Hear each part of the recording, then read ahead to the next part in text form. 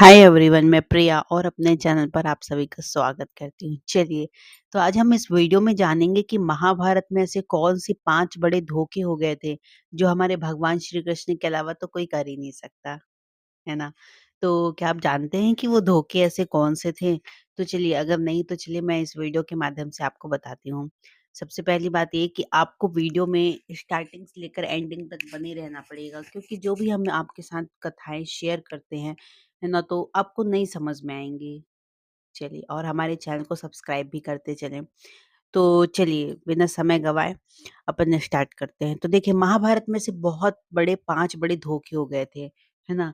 तो आपने देखा होगा कि महाभारत में आपने किस्से पढ़े होंगे या फिर कन्हैया के ग्वाल बाल या काल यवन वध की कहानी भी पढ़ी होगी।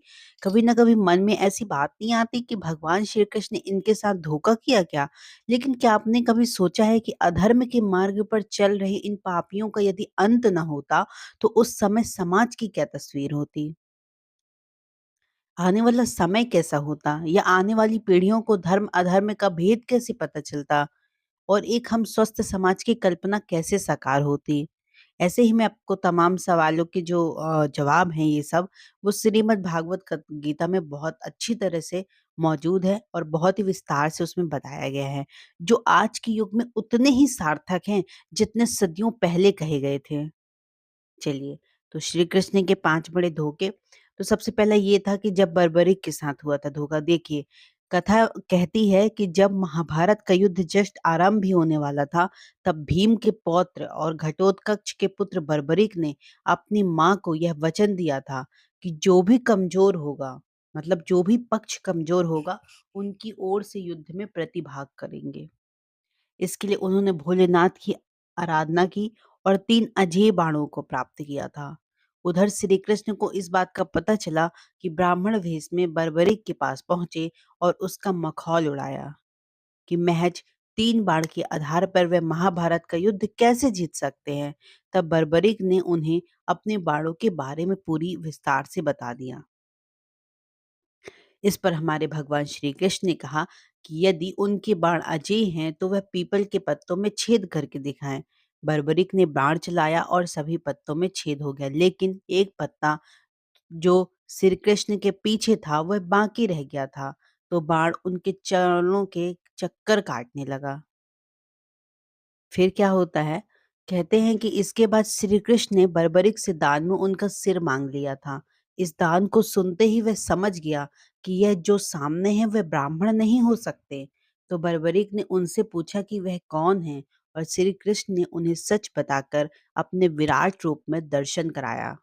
इसके बाद बर्बरिक ने अपने सिर का दान तो कर दिया, लेकिन महाभारत युद्ध देखने की इच्छा जाहिर की।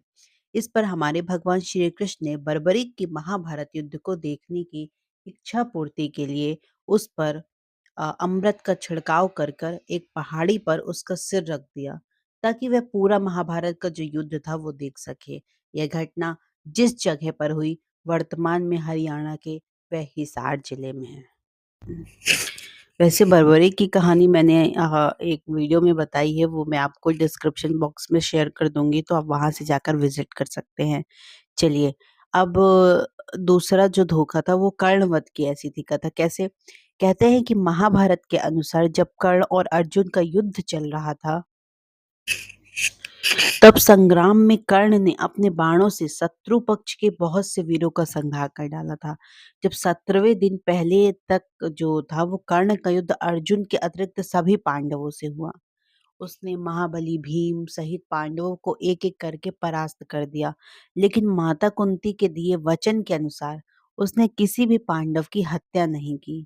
17वें दिन युद्ध में जब कर्ण और अर्जुन आमने-सामने थे, तब युद्ध में कर्ण द्वारा अर्जुन का सिर धड़ से अलग करने के लिए उसने नागास्त्र का प्रयोग किया, लेकिन श्री कृष्ण द्वारा सही समय पर रथ को भूमि में थोड़ा-सा धँसा लिया गया और इससे अर्जुन बच गया। इससे नागास्त्र अर्जुन के सिर के ठीक ऊपर से उसके मुकुट को छेदता हुआ निकल गया। हम्म, कहते हैं नागास्त्र पर उपस्थित जो अश्वसेना नाग ने कर्ण से निवेदन किया कि वह उस अस्त्र का दोबारा प्रयोग करे, ताकि इस बार वे अर्जुन के सिर को भेदता हुआ निकल जाए। लेकिन कर्ण ने माता कुंती को दिए वचन का पालन करते हुए उस अस्त्र के पुनः प्रयोग से इनकार कर दिया। इसके बाद युद्ध चल ही रहा था कि कर्ण के रथ का एक पहिया धरती में धंस गया। वह अपने दैवी अस्त्रों के प्रयोग में असमर्थ पाता है, जैसा ही उसने गुरु परशुराम का श्राप था। अगर आपने देखा होगा कि जो कर्ण ने शिक्षा ग्रहण की थी, वो एक धोखे से ग्रहण की थी। इसीलिए उन्होंने उनको एक श्राप मिला था।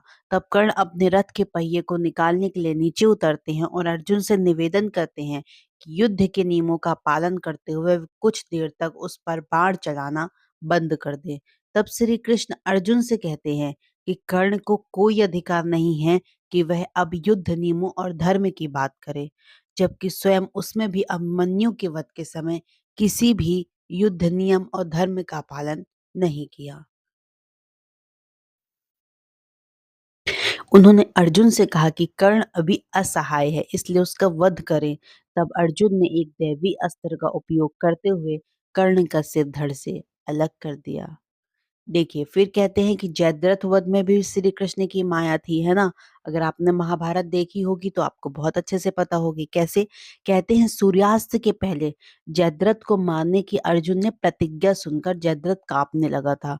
तब द्रोणाचार्य ने उन मतलब आश्वासन ऐसा दे दिया था कि वे ऐसा व्यू बनाएँगे कि अर्जुन उसे देख ही नहीं पाएगा। वे स्वयं अर्जुन से लड़ते रहेंगे और व्यू के द्वार पर वो स्वयं रहेंगे। अगले दिन मतलब जो युद्ध था वो शुरू हुआ। अर्जुन को जयद्रथ कहीं दिखाई ही नहीं दे रहा था। उधर दिन बीत रहा था, धीरे-धीरे अर्जुन की निराशा बढ़ती गई। यह देखकर श्री कृष्ण बोले, "पार्थ, समय बीत रहा है और कौरव सेना ने जयद्रथ को रक्षा कवच में घेर रखा है। अतः तुम शीघ्रता से कौरव सेना का संहार करते हुए अपने लक्ष्य की ओर बढ़ो।" यह सुनकर अर्जुन आगे तो बढ़ा, लेकिन जयद्रथ तक पहुंचना बहुत मुश्किल था। सूर्यास्त होने ही वाला था, लेकिन तभी श्री कृष्ण ने अपनी माया फैला दी। कैसे? इसके फलस्वरूप सूर्य बादलों में छिप गया और शाम का भ्रम उत्पन्न हो गया। सबको ऐसा लगने लगा कि शाम हो गई है। शाम होते देख जयद्रथ और दुर्योधन प्रसन्नता से उछल पड़े और अर्जुन को आत्मदाह करने देखने के लिए जयद्रथ कौरव सेना की आगे आकर अट्टहास करने लगा। तभी जयद्रथ को देखकर श्री कृष्ण बोले, पार्थ, तुम्हारा शत्रु तो तुम्हारे सामने खड़ा है। उठाओ अपना गांडीव और वध कर दो इसका। वह देखकर भी सूर्यास्त नहीं हुआ है। यह कहकर उन्होंने अपनी जो पूरी उसकी माया थी वो समेट ली और देखते ही देखते सूर्य बादलों में निकल आया। सबकी दृष्टि जो थी वो आसमान की ओर उठ गई और सूर्य अभी भी चमक रहा था। तब अर्जुन ने अपना धनुष उठाया और श्री कृष्ण के कहे अनुसार जयद्रथ की गर्दन पर इस तरह वार किया कि उसका सिर उत्तर दिशा में योजन की दूरी पर तप कर रहे उसके पिता की गोद में जाकर गिरा। जयद्रथ का पिता मतलब चौंक कर उठे और उनकी गोद में सिर जमीन पर गिर गया। सिर के जमीन पर गिरते ही उनके सिर के 100 टुकड़े भी हो गए। देखिए, एक काल्यवन की भी कहानी है। कैसे? कहते हैं कि कथा के अनुसार मगध के जो शासक जरासंध थे, उन्होंने मथुरा पर हमला कर दिया था। हमले के लिए जरासंध ने शिव जी से अजेय का वरदान प्राप्त कर काल्यवन को भेजा। वरदान के कारण श्री कृष्ण ने काल्यवन को नहीं मारा। काल्यवन से भयंकर युद्ध चल रहा था। युद्ध के दौरान वह रण छोड़कर ललितपुर के धौजरी के पास पर्वत पर स्थित एक गुफा में आकर छुप गए। गुफा में उस समय मुचुकुंद ऋषि तपस्या कर रहे थे। उन्हें वरदान था कि उनकी दृष्टि सबसे पहले जिस पर पड़ेगी वह भस्म हो जाएगा। श्री कृष्ण ने पहना अपना पहने जो पीला वस्त्र था वो मुचुकुंद ऋषि के ऊपर डाल दिया और गुफा में ही छिप गए। भगवान कृष्ण का पीछा करते हुए काल्यवन गुफा तक आ पहुंचा तो काल्यवन ने पीले वस्त्र में तपस्या कर रहे मुचुकुंद ऋषि को श्री कृष्ण समझा और भगवान कृष्ण के धोखे पर मुचुकुंद ऋषि को मारना शुरू कर दिया। ऋषि मुचिकंद की जैसे ही आंख खोली उनकी दृष्टि हमला कर रहे काल्यवन पर पड़ी और इससे वह भस्म हो गया। इस तरह श्री कृष्ण ने बिना स्वयं मारे ही काल्यवन का वध कर दिया। इस घटना के बाद युद्ध भूमि छोड़ ललितपुर की इस गुफा में आने के कारण भगवान जो श्री कृष्ण का नाम रण छोड़ पड़ गया। अब देखिए, कहते हैं दुर्योधन वध की भी एक अनोखी कथा है। कैसे? देखिए, आप सबको पता है कि जब महाभारत का युद्ध अपने अंतिम ओर मतलब अंत की ओर था, युद्ध में सभी कौरव मारे गए। केवल दुर्योधन ही अब तक जीवित बचा था। ऐसे में गांधारी ने अपनी पट्टी आँखों की पट्टी खोलकर दुर्योधन के शरीर को वज्र का करना चाहा। गांधारी ने भगवान शिव से यह वरदान पाया कि किसी को मतलब वो अपने नेत्रों से पट्टी खोलकर अगर नग्न अवस्था में देखेगी तो जो उसका शरीर है वो वज्र का हो जाएगा। इसलिए गांधारी ने दुर्योधन से कहा कि वह गंगा में स्नान करने के पश्चात उसके सामने नग्न अवस्था में उपस्थित हो। लेकिन फिर क्या होता है कि कहते हैं कि महाभारत के अनुसार जब दुर्योधन गंगा स्नान के बाद नग्न अवस्था में गांधारी के समस्त उपस्थित होने के लिए जस्ट जा ही रहे थे, तब मार्ग में हमारे भगवान श्री कृष्ण उन्हें मिल गए। उन्होंने दुर्योधन से कहा कि इतना बड़ा हो जाने के बाद तुम्हें अपनी माता के समक्ष ऐसे नहीं जाना चाहिए। क्या तुम्हें लज्जा नहीं आती? इस पर दुर्योधन ने अपनी जंघा पर पत्ते लपेट लिए और गांधारी के समक्ष उपस्थित हो गया। तब गांधारी ने अपने नेत्रों की पट्टी खोलकर उसे देखा और उसकी दिव्य दृष्टि जंघा पर नहीं पड़ी। इसके चलते जो दुर्योधन की जंघाएं थी वो वज्र की नहीं हो सकी। देखिए, कहते हैं कि युद्ध के अंत समय में दुर्योधन एक सरोवर में प्रवेश कर गया और उसने कहा कि मेरे पक्ष के लोगों से कह देना कि राज्यहीन हो जाने के कारण सरोवर में प्रवेश कर गया हूँ। वह सरोवर में जाकर छिप गया था और अपनी माया से उसका जो पानी था वो बांध लिया था। तभी कृपाचार्य, अश्वत्थामा, कृतवर्मा दुर्योधन को ढूंढते उस ओर जा निकले। तो दुर्योधन को पांडवों से युद्ध करने का आदेश देने लगे। उनका कहना था कि इस प्रकार जल में जो छिपना कायरता है। और पांडव भी वहां आ पहुंचे। उन्होंने देखा कि सरोवर का जो जल है वो माया से मतलब स्थगित हो गया है। उसके अंदर जो दुर्योधन है वो पूर्ण सुरक्षित है। इसके बाद फिर उन्होंने मतलब श्री कृष्ण ने कहा कि आप लोगों में से भीम में इतर कोई भी दुर्योधन से गदा युद्ध करने के लिए योग्य नहीं है। तभी दोनों का द्वंद्व युद्ध आरंभ हुआ और भीम के देखने पर श्री कृष्ण ने बाई जंघा पर वार किया और भीम संकेत समझ गए और उन्होंने पैतरा बदलते हुए दुर्योधन की जांघें गदा के प्रहार से तोड़ डाली। देखिए, कथा ये भी कहती है कि एक दिन हमारे भगवान श्री कृष्ण और ग्वाल बाल गाय बछड़ों को चराने वन में गए। वह सभी ग्वाल बालों के साथ भोजन में व्यस्त थे। तभी ब्रह्मा जी आकाश में पहले से उपस्थित थे। उनके मन में एक शंका उत्पन्न हुई कि क्या वाकई नारायण है या कोई और है। यह जानने के लिए उन्होंने सभी गाय बछड़ों को एक गुप्त स्थान पर छिपा दिया। वहीं जब भगवान जल ग्रहण करने यमुना की ओर गए तो ब्रह्मा जी ने ग्वाल बालों को छिपा दिया। कन्हैया जब वहां से लौटे तो दूर दूर तक ना तो ग्वाल बाल दिखे न गाय बछड़े। कुछ ही पल में ब्रह्मा जी की सारी मनसा वो जान गए। तब भगवान श्री कृष्ण ने स्वयं गाय बछड़े और ग्वाल बालों का रूप धर लिया और सभी के घर उपस्थित हो गए।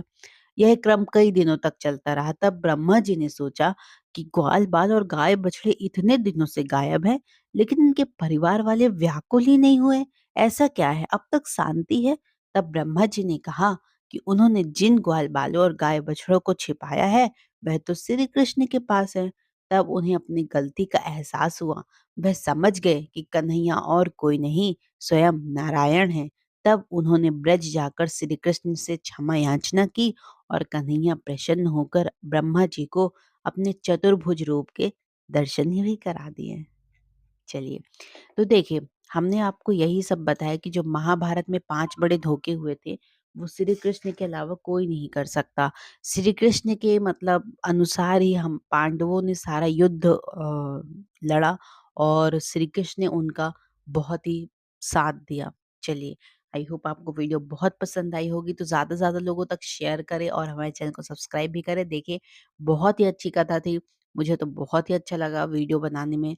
आई होप आपको वीडियो सुनने में बहुत अच्छा लगेगा। चलिए, जय श्री कृष्ण।